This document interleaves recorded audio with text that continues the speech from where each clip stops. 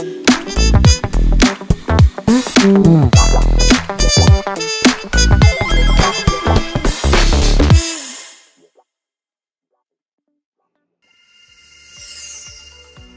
datang di Market Insight BRI Manajemen Investasi.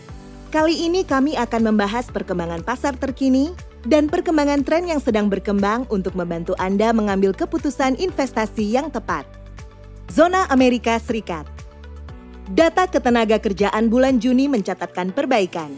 Non-farm payroll bulan Juni bertambah sebanyak 147.000 lebih tinggi dibandingkan proyeksi konsensus sebesar 110.000. Kenaikan ini juga lebih tinggi dibandingkan penambahan pada bulan Mei sebesar 144.000. Selain itu, tingkat pengangguran juga mengalami penurunan dari 4,2% di bulan Mei menjadi 4,1% di bulan Juni. Data ketenagakerjaan yang masih kuat ini mengindikasikan bahwa perekonomian Amerika Serikat tetap solid, sehingga kecil kemungkinan The Fed akan menurunkan suku bunga pada bulan Juli. Pasar memprediksi bahwa penurunan suku bunga acuan baru akan dilakukan pada bulan September. Masa penangguhan tarif selama 90 hari yang diumumkan pada 2 April 2025 akan berakhir pada 9 Juli 2025. Jika tidak tercapai kesepakatan perdagangan, maka tarif baru akan diberlakukan, mencakup tarif dasar sebesar 10% dan tambahan hingga 50% terhadap berbagai negara mitra dagang Amerika Serikat.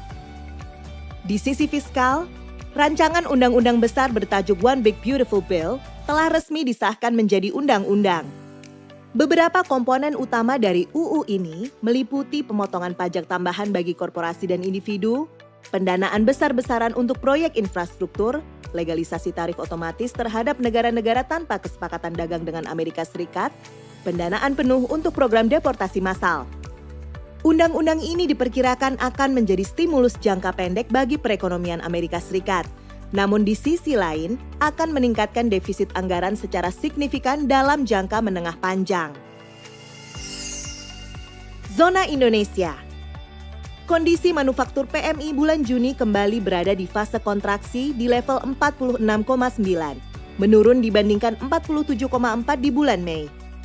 Pelemahan ini mengindikasikan adanya kondisi ketidakpastian sehingga produsen menahan proses produksi karena kondisi permintaan global yang melemah, begitupun dengan aktivitas konsumsi dalam negeri. Inflasi bulanan pada Juni tercatat sebesar 0,19% month on month dibandingkan deflasi minus 0,37% month on month di bulan Mei. Kenaikan inflasi ini terutama disebabkan oleh periode Idul Adha dan dimulainya libur sekolah.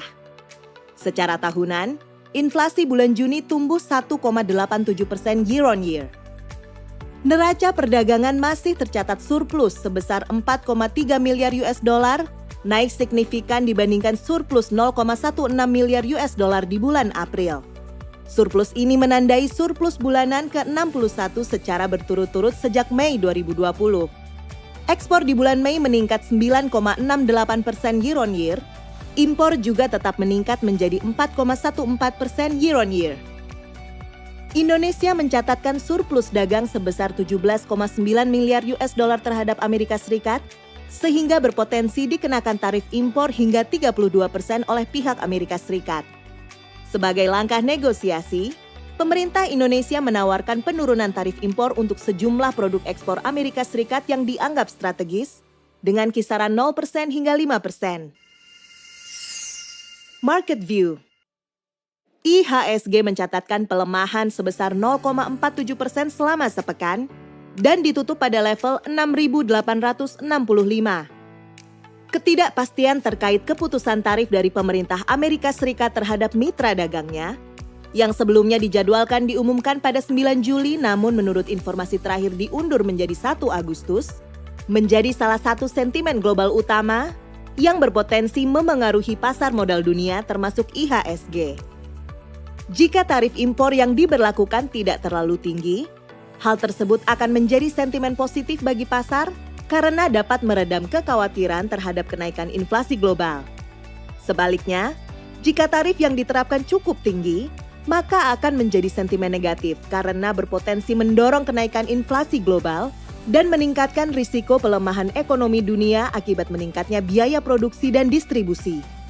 Sementara itu, dari dalam negeri, data ekonomi yang akan dirilis seperti tingkat kepercayaan konsumen bulan Juni dan penjualan retail bulan Mei diharapkan dapat menjadi penopang sentimen positif domestik dan meminimalkan dampak negatif dari tekanan eksternal tersebut. Selama sepekan, investor asing mencatatkan penjualan bersih atau net sales sebesar 291,05 miliar rupiah. Secara year to date, investor asing masih membukukan outflow sebesar 55,54 triliun rupiah, mencerminkan masih adanya tekanan terhadap minat investor asing di pasar saham domestik. 3 sektor yang mencatatkan pelemahan tertinggi selama sepekan adalah finansial minus 1,83%, teknologi minus 1,09%, properti dan real estate minus 0,42%.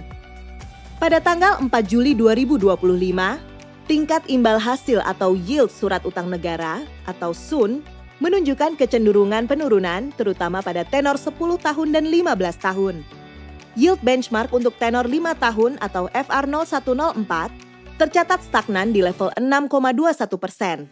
Sementara itu, yield tenor 10 tahun atau FR0103 turun menjadi 6,57%, dan yield tenor 15 tahun atau FR0106 turut mengalami penurunan ke level 6,89%.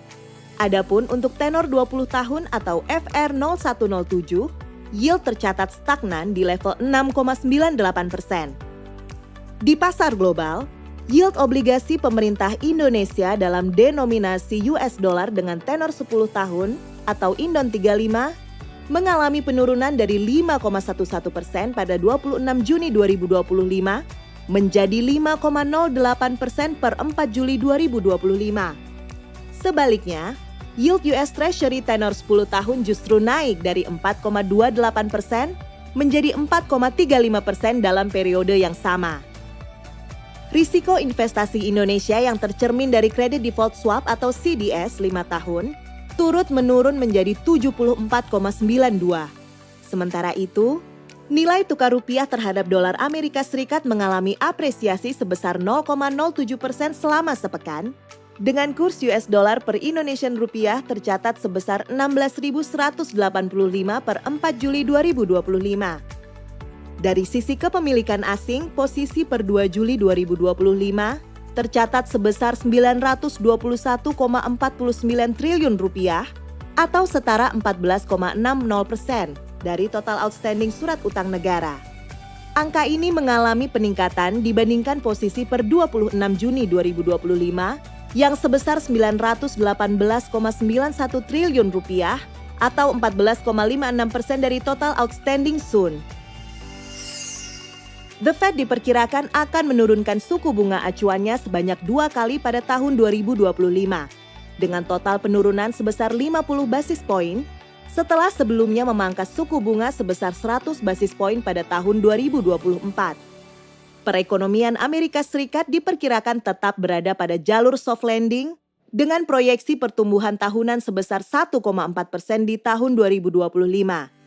Sejalan dengan itu, Bank Indonesia juga diperkirakan akan menerapkan kebijakan moneter ekspansif pada 2025 yang diharapkan berdampak positif terhadap pertumbuhan ekonomi Indonesia. Pasar obligasi diperkirakan akan merespon positif terlebih dahulu, seiring membaiknya kondisi makroekonomi dan diikuti oleh kinerja solid pada Indeks Harga Saham Gabungan atau IHSG. Demikian kesimpulan dari Market Insight hari ini. Nantikan informasi selanjutnya dan ikuti kami di media sosial. Sampai jumpa di Market Insight BRI Manajemen Investasi minggu depan.